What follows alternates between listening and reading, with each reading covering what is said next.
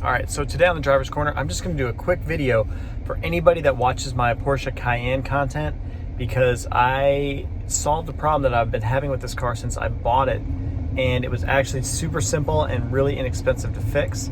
So if you're interested in fixing your PSM and any check engine lights that you have going on for mass airflow sensor or throttle body actuator, then stay tuned for this video.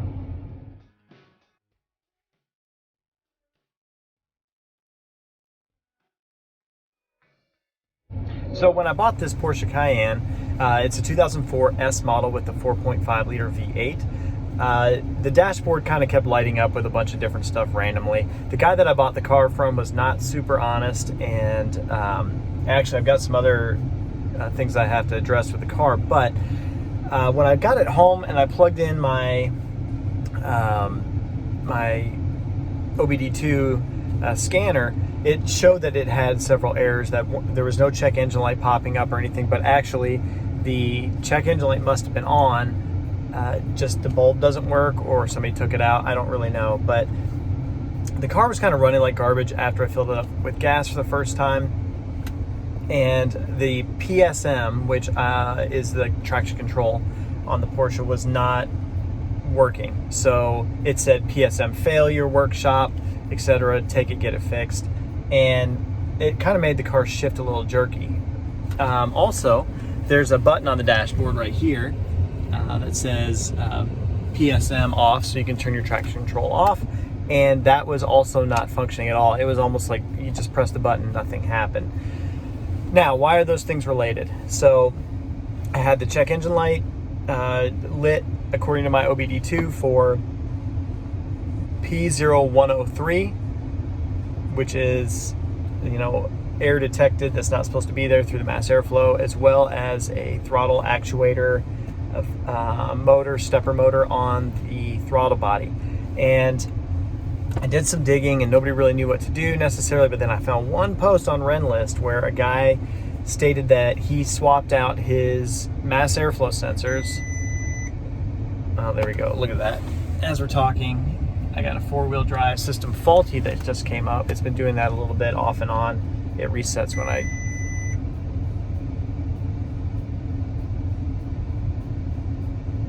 that was the PSM failure workshop, so this video is stupid. So I have no idea whether or not, I just had a bunch of warnings come up on the dash. Let's see if I can get them to read. Hold on. All right, so as I was talking about how I just fixed this, the PSM workshop failure came on and four-wheel drive system faulty. So last time the PSM failure, watch now, like this button doesn't work again. Fantastic. We're gonna go ahead and check the codes to see if my mass airflow sensor codes came up, even though I just replaced the mass airflow sensors and drove 20 miles and everything was great. So I'm gonna go ahead and erase previous data. Okay, so I don't have any check engine light codes on. So let's see if I got anything pending. Okay. Weird thing is when the four-wheel drive faulty system comes on, this basically does nothing. If I turn the car off and turn back on again, which I'm gonna do here for you, hold on one sec. All right, so turned it off. All right, so the PSM failure warning didn't come up, and watch this. So we got it in neutral. I now have the ability to go through the four-wheel drive system. So I was wondering if this was coming up as well, because the same guy that posted about changing out the mass airflow sensors to fix his PSM and his check engine light, he said that also a battery that's starting to dip, as far as like maybe having low voltage, can also cause that the PSM failure message to come up, or the four-wheel drive. So I'm wondering if my battery's not going dead.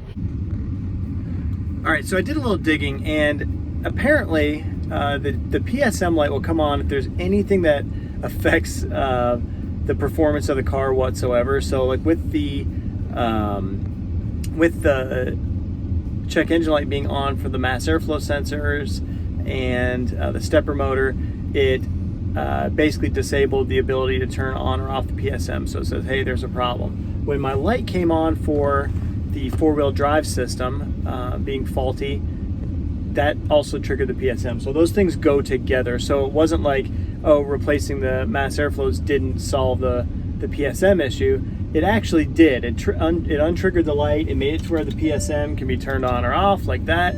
So it did work really well. What I'm running into is when the battery shows a small dip in voltage, the 4x4 locker system gets triggered. So that's why the PSM came on with that. So it kind of is a code that just connects to everything. So anytime there's something that affects the performance of the vehicle, the PSM workshop warning is going to come on. It appears. So changing out the mass airflow sensors drastically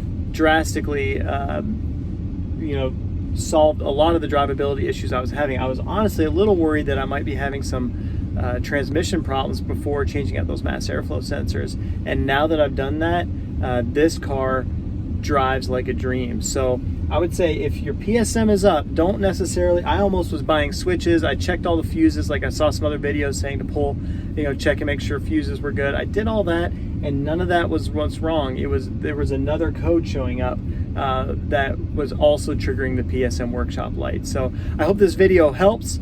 If you do have any codes for your mass airflow or stepper motor, just go ahead and get those sorted out, and I would almost guarantee you your PSM light is going to go off when you take care of that. So I appreciate you tuning in, and I'll see you on the next one.